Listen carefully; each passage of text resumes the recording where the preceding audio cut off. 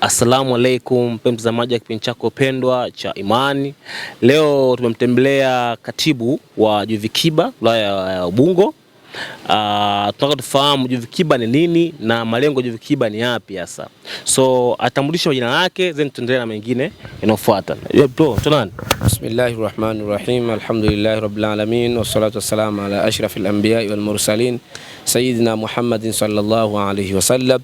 Amma baad, mimi naitwa Haji Jaafar Dimoso, ni katibu wa Jumuiya ya Umoja wa Vijana wa Kiislamu BAKWATA katika wilaya yetu hii ya Ubungo, ambacho kwa kifupi chake ndo hutamkwa Juvikiba. Naam. Okay. Kwa sio fahamu, wanataka kuelewa kwamba Juvikiba imeanza lini na kwa nini wazo mtoka wapi ya kuwa na Juvikiba? Mashaallah, Juvikiba hii ni mtoto wa BAKWATA, tunaweza tukasema hivyo. Baraza Kuu la Waislamu Tanzania BAKWATA ina watoto wawili, niseme ina taasisi mbili ambazo ziko chini yake, ambazo ni Jumuiya ya Umoja wa Vijana wa Kiislamu BAKWATA ambayo tunaitwa Juvikiba, lakini na Jumuiya ya kina mama ambayo inakwenda kwa jina la JUAKITA. Kwa maana yake hii Juvikiba si kwamba sisi ndio tumeianzisha. Hii ipo katika katiba kabisa ya Baraza Kuu la Waislamu Tanzania BAKWATA, ambapo kuna Juvikiba na JUAKITA. Kwa hiyo Juvikiba hii ilianzishwa muda mrefu sana na ipo kutokea ngazi ya taifa, inakuja ngazi ya mkoa, alafu ndio inakuja inatukuta sisi ngazi ya wilaya. Naam. Basi sawa. Tubaki hapa Ubungo. Wewe ni katibu wa wilaya ya Ubungo. Sasa nataka tufahamu kwamba mpaka sasa hizi mna wananchi wanachama wangapi kwenye hii Juvikiba katika wilaya yenu ya Ubungo nzima? Shukrani sana. Juvikiba mimi ni katibu wa wilaya ya Ubungo. Lakini wilaya ya Ubungo ina kata 14. Ina kata 14, kwa maana Juvikiba ipo katika kata zote 14. Maana yake wakati tunaingia ilikuwa wakati mimi nakabidhiwa hii naniliu ilikuwa 2023 au na 23 mwanzoni, 22 mwishoni ndo nilikabidhiwa, niliteuliwa kuwa katibu na nilichukua kijiti kwa katibu wa wakati huo kakaangu Said Biga ambaye ndo alikuwa katibu, lakini nilikuta jumuiya ikiwa kwenye kata takriban 7 ndio ilikuwa inaingia katika wilaya yetu ya Ubungo. Lakini walilahi alhamdu mpaka leo 2026 tunavyozungumza, wilaya ya Ubungo katika kata zote 14 kuna jumuiya hii ya vijana wa Kiislamu wilaya ya Ubungo, ambayo jumuiya hii moja ya kazi zake ni kuwasimamia vijana wa Kiislamu katika kuijua dini yao, lakini kuwasimamia pia kiuchumi, kuwasimamia katika fursa mbalimbali. Maana yake kwa kifupi tunaweza tukasema jumuiya hii maana yake ni sauti ya vijana wa Kiislamu wa wilaya ya Ubungo. Hapo kuna kiuchumi, hapo ina maana mna miradi ambayo mnayo tayari au kiuchumi mnasaidia vipi kiushauri au mnapa mitaji ya wezeshi? Moja ya kazi yetu ni kuinua vijana kiuchumi. Kwa hiyo maana yake sisi kama viongozi maana yake ni daraja. Mfano naweza nikasema ukiangalia katika halmashauri yetu ya manispaa ya Ubungo kuna ile mikopo ya vijana, wanasemaga 10% ya kina mama, 4% ya vijana, sijui umeelewa. Kuwezesha kiuchumi maana yake pia katika hizi kata tunaweza kuanzisha vikundi ambavyo hivyo vikundi tukaviombea mkopo halmashauri kwa ajili sasa kile kikundi kwa ajili ya kujiinua na kujiimarisha kiuchumi. Maana yake wao wakawa labda wana mradi katika kata fulani, labda jumuiya moja vijana imejikusanya ina mradi fulani, lakini ule mradi sasa wanakuwa hawaelewi namna gani ya kuendeshea, labda ile tunasema nini, pesa ya kuanzia kuendesha ule mradi hawana. Manake pia sisi ni moja ya kazi yetu, manake tuna uwezo tukashauri kikundi kikajisajili, lakini pia tukapata kukiombea mkopo halmashauri, mkopo ambao utaweza kuwainua wao au kuendesha ule mradi, na ule mradi ukikaa vizuri manake na wao kimaisha wanakuwa wanainuka. Kwa hiyo hapo tafsiri yako ni kwamba hamna mradi mpaka sasa hivi halmashauri wilaya ya Ubungo, ila mna maono au mna matamanio ya kuwa kitu fulani. Sasa mama mnaambia kwamba mtaweza vijana ambao mtakopo nao mtaka muanzishe mitaji au vitu vingi mmesemea. Mimi nilikuwa nafikiri kwamba labda nyie kama Juvikiba wilaya ya Ubungo tayari mna asset kama miradi ambayo mnaiendesha, ila kijana wote ambao atakuwa kwenye hii wilaya ya Ubungo anataka kitu fulani au ana shida fulani, basi nyie tayari mmeenda mnamfikia kiwepesi na kumsaidia, ila kumbe bado hamna, ila mna maono ya kuwa na mitaji. Katika hilo sisi kama vijana mpaka sasa Juvikiba hii ina idara ambayo ina idara ya mipango na uchumi, ina idara ya jinsia na maendeleo, lakini ina idara ya maafa. Tukizungumzia mradi kama mradi ambao unaenda kufaidisha jumuiya nzima wilaya ya Ubungo, ndio tupo mbioni kuanzisha, tunaweza tukasema mradi wa ushonaji. Sijui umeelewa. Tunamshukuru mbunge wetu wa jimbo la Ubungo, manake wilaya yetu ina majimbo mawili, jimbo la Kibamba na jimbo la Ubungo. Kwa hiyo sasa tunamshukuru sana mbunge wetu wa jimbo la Ubungo, Mheshimiwa Alexander Kitila Nkumbo, ambaye ni waziri wa uwekezaji. Yeye ametusaidia katika kuanzisha mradi. Tumechola mradi wa kuanzisha training center kwa ajili ya vijana wetu wa kujifunza masuala ya ushonaji, lakini pia hapo pia tuwe tunazalisha mali ambazo kwa ajili ya kushona, kwa ajili ya kuuza, kujiongezea kipato. Tunashukuru baada ya kutukabidhi vile cherehani, sasa hivi ndio tupo katika ramani ya kuangalia vile cherehani namna gani tunaenda navyo. Kwa hiyo kama mradi manake mpaka sasa tupo 60% ya mradi wetu ambao tunaushughulikia, kwa sababu vitendea kazi tushapata. Sasa hivi tupo katika kutafuta eneo gani ambao litakuwa zuri na rasmi kwa ajili ya kuweka mradi wetu, na vijana sasa wakawa wanapata faida ya kuja kusoma pale, lakini pia kutoka hapo nao kwenda kujiendeleza katika masuala ya ushonaji.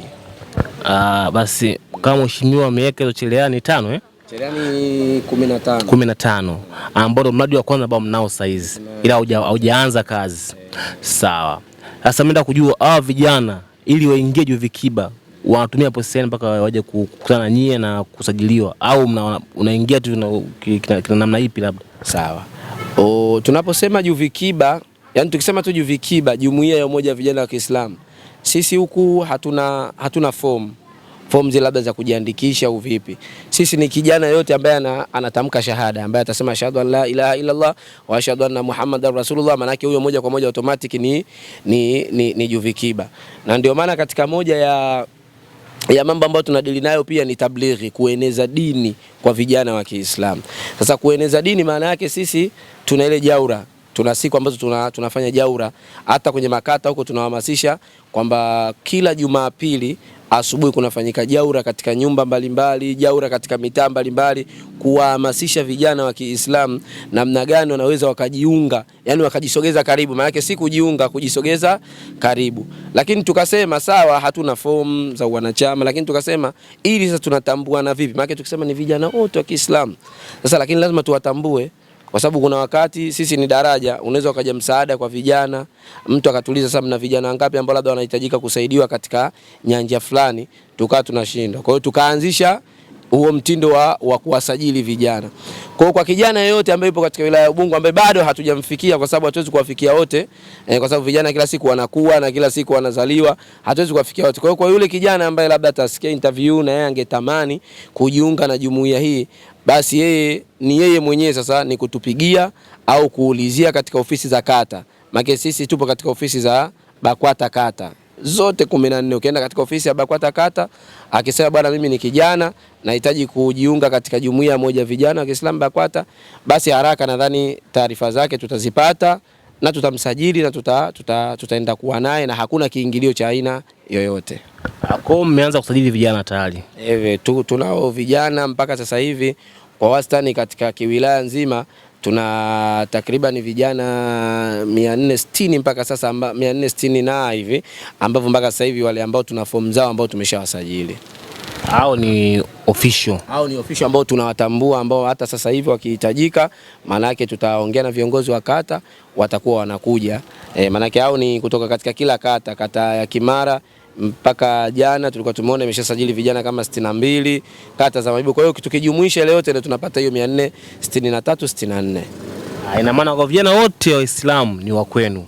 ila kuna wale ambao waofficial wamesajiliwa ambao wanatambuliwa kabisa, ambao hata ikitokea fursa yoyote kwa sasa, labda kuna fursa imetokea ya kazi ya ajira, maana tunaanza na hawa ambao tumewasajili.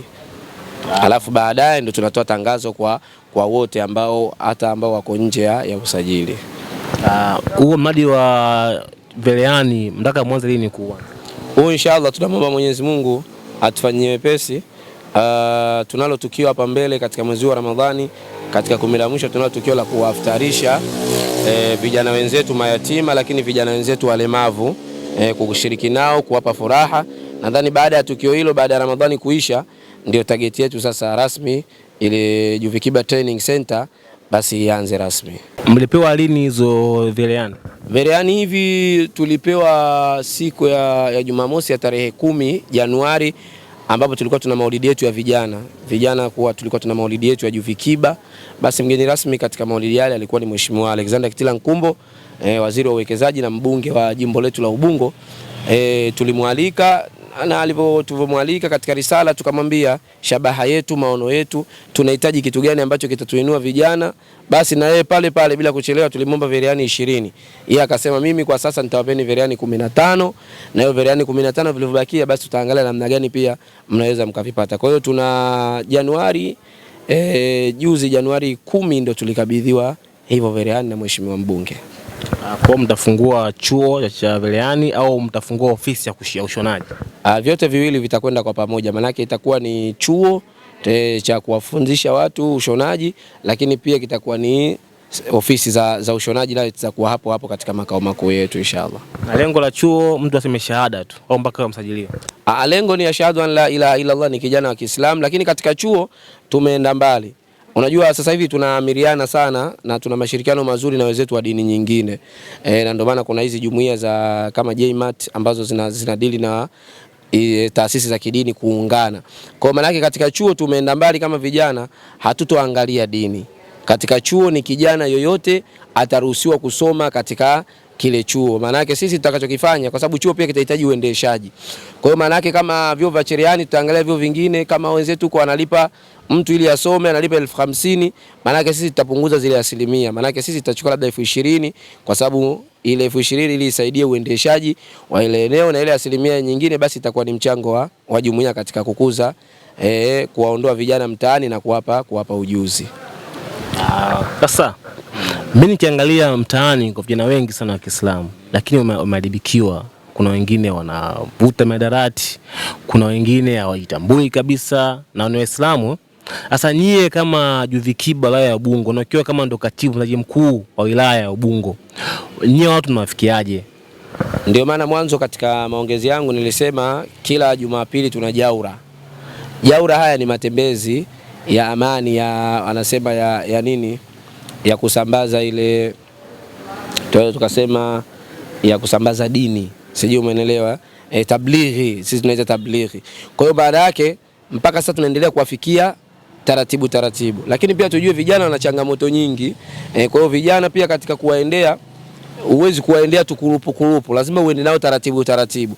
Kwa maana yake kila siku tunazidi kutoa elimu, japo tunatoa katika wakati mgumu, kwa sababu unakuta hatuna wawezeshaji, labda make tunajichanga sisi wenyewe. Bwana, Jumapili ijayo hebu tutenge masaa yetu matatu kwa ajili ya kuingia mtaani kuongea na vijana. Na hata hawa vijana 460 ngapi ambao tumewasajili mpaka sasa, maana yake ni matunda ya hii tablighi, kuwazungukia. Wengi walikuwa wako tu mitaani, wako majumbani, lakini ni vile kuwafikia, kuzungumza nao, hebu tujiunge, tuwe pamoja, kuna faida, kuna manufaa mengi, tablighi ile inakwenda.